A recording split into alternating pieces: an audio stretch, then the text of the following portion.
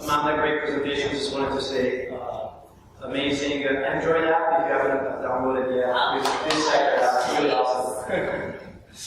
Okay, so my name is Davide. I'm a co-founder together with my team here of FitBark. And we're all about dogs. We're all about dogs and tech, and we would love to talk to you a little bit about our vision for the future of dog data. Slide, please.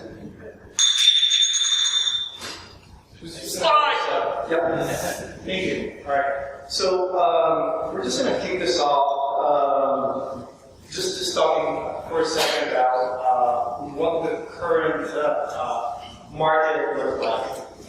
There's more dogs than kids in the United States. It's a fascinating market where the dogs look more and more like kids, and we love that. We love our dogs. Almost half of the households in the U.S. own one or more dogs. And they have a relationship with their dogs, which is really similar to the relationship that we have with the other states. Next slide. Okay, so many of us bought Halloween costumes for our dogs. You'll be pleased to know that almost $370 million were spent in 2012. Just for buying Halloween costumes for pets, and that's quite impressive. It's a market we love. It's a market that has been recession-proof, basically. Also benefiting from secular trends such as the fact that we get married later, and that in the interim we have our dogs. Next slide, please. So again, obligated market, 56 billion in 2013. In big cities, folks spend a lot of money on their dogs. In New York City, probably $2,000 to $3,000. There's folks who leave their dogs at daycare, and that's $30, $50 a day. And so there's really a keen interest in bringing the technology to the dogs in our park. Next slide, please. American dogs are social. Unsurprisingly, pretty much 14% of US dog owners have created a Facebook profile for their dogs. Those who have not done it, they have gone to our social networks to create a profile for their dog. Next slide, please. Okay, so as dog owners, we have noticed that there is no such thing as let's call it a repository database. There's no information whatsoever available when we start to touch themes that get close to the to health, close to lifestyle. What's the lifestyle of your dog? How does that compare to the other dogs? There's a lot of things we don't even know about our dogs because we cannot spend all of our time with them. And so our vision for dog data is that fascinating topics such as machine learning is going to help us develop predictive capabilities. And eventually we're gonna all contribute anonymously with our dogs to understanding our dogs better. Next slide, please. Okay, so very, very open-ended question. Somebody answered that question. What's the next big thing? Wearable computing. Next slide, please. So it sounds like wearable computing. How many people use a Nike fuel band and any fitness trackers? A bunch of us, right? 5% of the U.S. population of the adult online U.S. population use a fitness tracker. That's 10 million people, compared to pretty much 0 a few years ago. This is just to give you guys an idea of how fast this market is growing. Move. Next slide, please. This is our landscape page where we put what we think is going on the human side of things and on the dog side of things. You're going to see that there's a parallel. A lot of things that are happening with us humans are going to happen with our dogs as well, because the dynamics are similar. There is relevance. Next slide, please. So, I'm sure you guys know this dog here from a movie. I think the takeaway here is that activity tracking is the way to get into data for dogs, big dog data. That's the first step. There's so much that can be analyzed with that data. The other takeaway is that it's probably even a bigger opportunity than it is for the human market.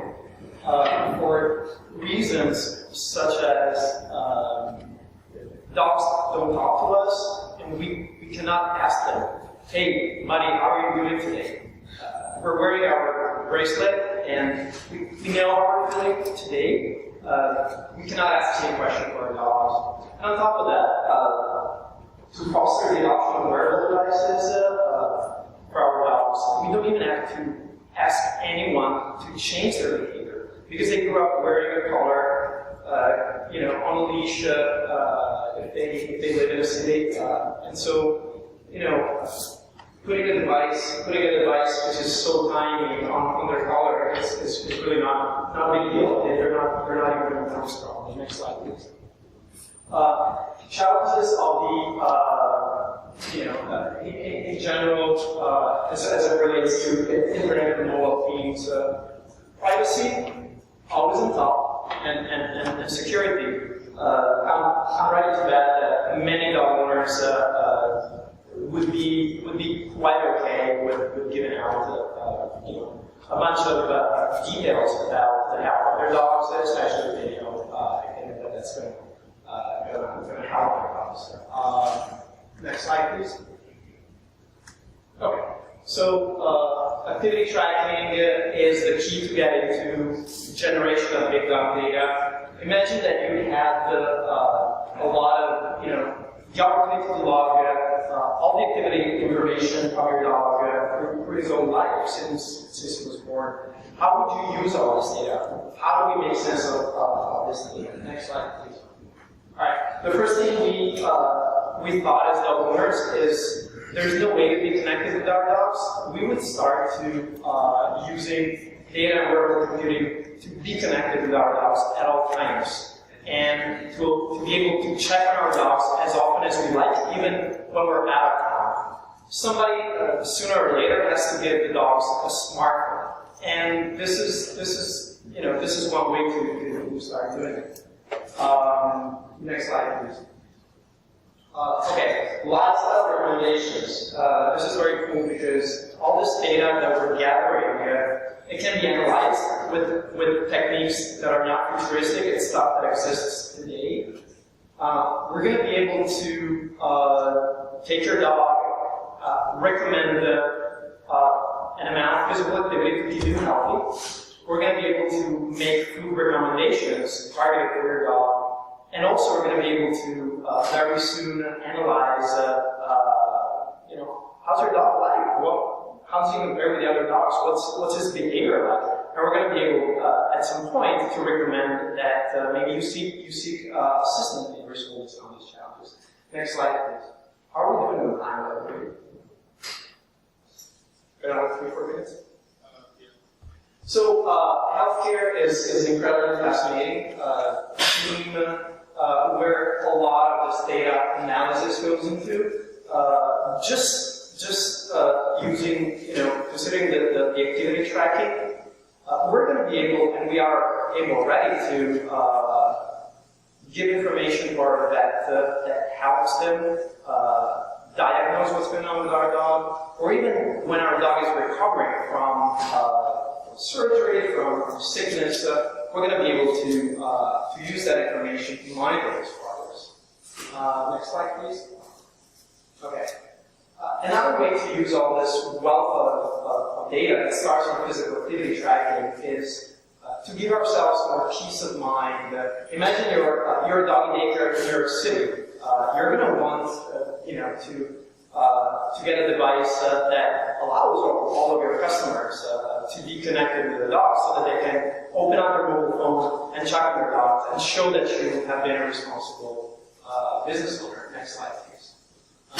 Dog shelters love the idea of wearable computing for dogs in an attempt to use technology to make the adoption process easier, to give a glimpse to a new prospective owner of what a dog is like, what's his energy level, what's his lifestyle, and eventually even monitor what's going on even a few months later. Today, owners of rescues, they stalk on Facebook the new owners, and this is a way to monitor what's going on. Next slide, please.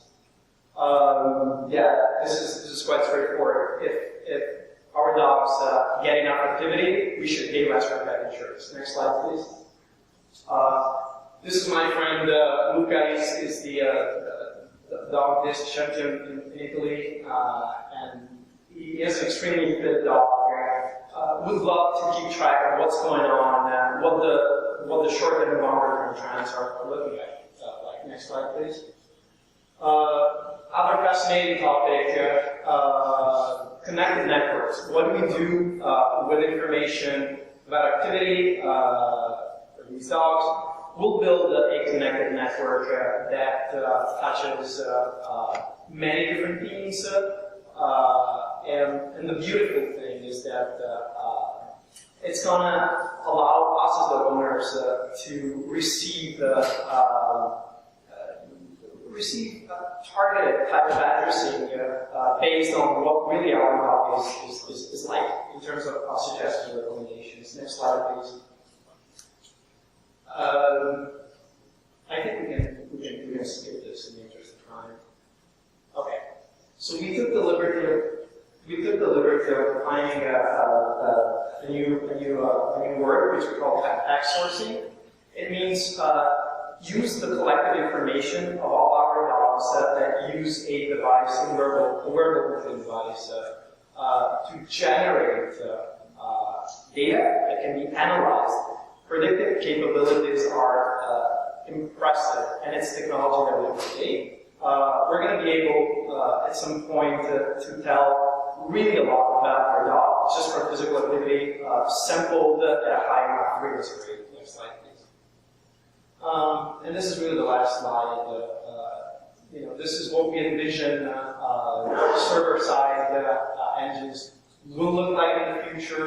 And really, our aspiration is to be able to give any dog owners insights into the life of their dogs that have relevance with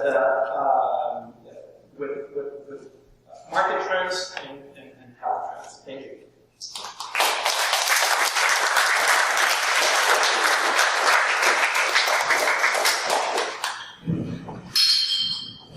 So thanks very much.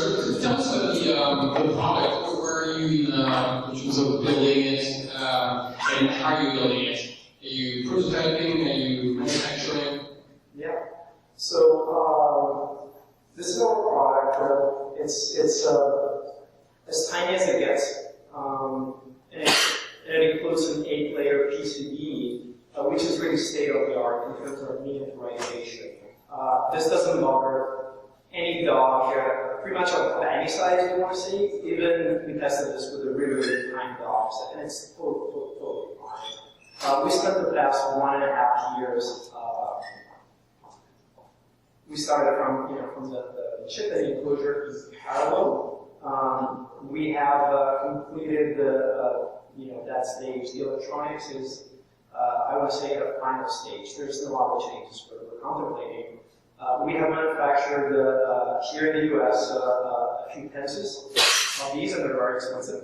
We're moving to China, and in the past 3 months we have started to 6 months to build a firmware for this device, the web server, and an iOS app. Plus, we recently an intern with Android skills has just joined the team recently. What's the process of sort of going to China? What does it mean? How do you do it? Why are you doing it now? Yeah, so I was lucky enough to be able to spend 2 years of my life in Asia, a few years back, and so I familiarized myself with a number of things that have to do with manufacturing, supply chain, fulfillment, shipping, custom clearance, logistics, and everything.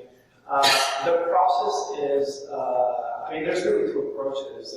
One, if you are at the idea stage, or a little earlier than we are, you can get a consultant here in the US. They're going to help you with a number of design issues.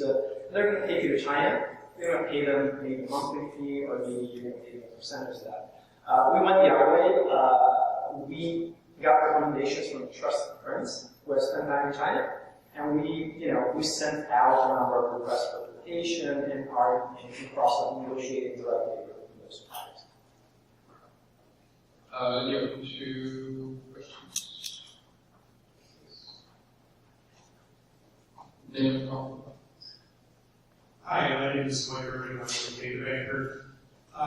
The data that comes out of your device that's supposed to be assigned to the pet is also going to correlate very closely with owner behavior, activity, and other attributes. You mentioned several times it's going to help you target the pet better. Very few people say, I want to be targeted better, unless you're in the ad industry. How are you treating the privacy issues of this data that you're going to collect? Let me understand the question a little better. You're saying what kind of target recommendations are we going to be doing? No, I'm talking overall about the whole data. You gather the pet information about the pet, you're also gathering information about the owner. A lot of people are concerned about where their data is going these days, how it's being used. How are you treating the privacy issues as you gather the data? And Are you enabling the owners to be better owners as well? no, I just want to make sure that the information from the pet is only going to go to locations or to other companies that I allow to go to. Oh, privacy. Oh, right. Got it. Okay, so for now, understood, thank you. That's a topic that we have time to explore. Right now we're starting from activity tracking. What we do is, if you're an owner of a dog, meaning it's yourself, your wife, your kids, or anyone in the family, you have access to all the information about your dog. If you're a dog walker, if you're a friend, if you're someone else who is, who you sent an email to from our app and authorized and enrolled on our platform, we give limited information going back in time. For the future, there's going to be implications about location, there's going to be implications, and it's a big one. We have to be careful with GPS, but point taken, we'll do this slowly, but the privacy work on the human side of things, it's way more important. Cool. Thank you very much. Yeah.